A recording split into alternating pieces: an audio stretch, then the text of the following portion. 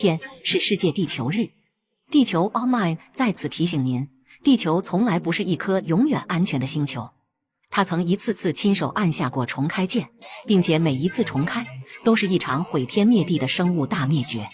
並且這樣的生物大滅絕在歷史上總共發生過5次，第6次關於人類的大滅絕可能也在悄悄到來。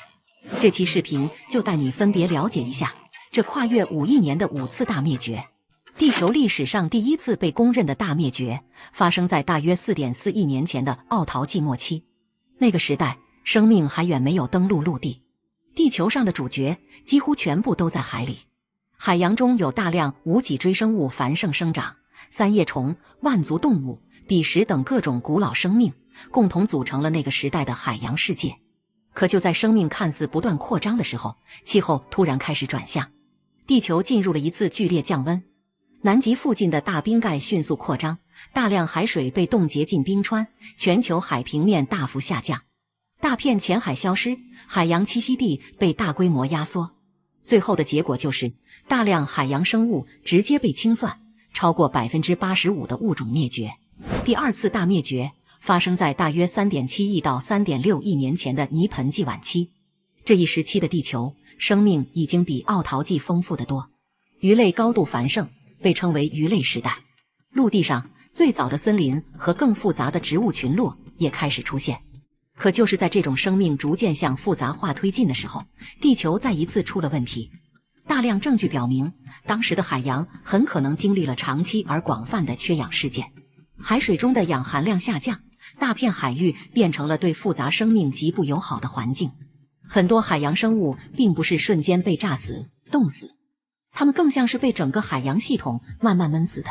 如果說前2次大滅絕已經足夠殘酷，那麼第3次可以稱為地球歷史上最恐怖的一次清零。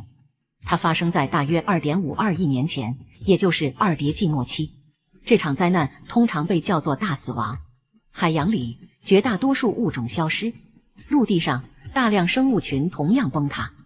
而它之所以恐怖，是因為當時的生物直接被來了一套連鎖地獄套餐：巨型火山噴發、二氧化碳暴漲、全球變暖、海洋酸化、海洋缺氧、生態系統崩塌。你幾乎可以把今天人類最害怕的那些氣候和生態災難關鍵詞全部在這裡提前看一遍。這也成為了地球生命史上已知最嚴重的一次滅絕事件。第4次大滅絕發生在大約2億年前，也就是三疊紀末期。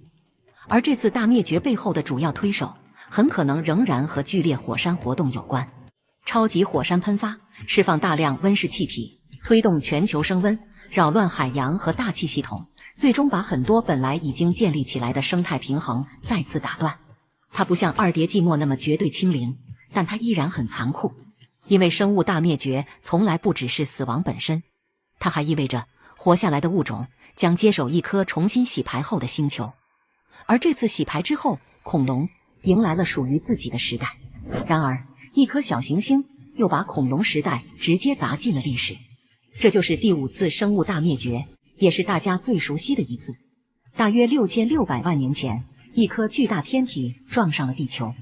這次撞擊釋放出的能量極其驚人，它不僅帶來了局部毀滅，更重要的是它改寫了全球環境。撞擊揚起的塵埃和氣溶膠遮蔽陽光，全球氣溫迅速波動，光合作用被打斷，食物鏈一級級崩塌。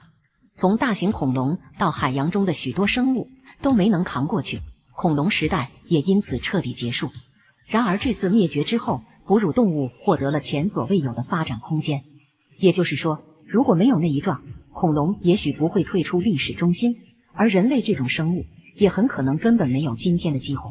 回頭看這5次大滅絕，你會發現一件很冷的事實：宜居並不是這顆星球永遠鎖死的默認設置，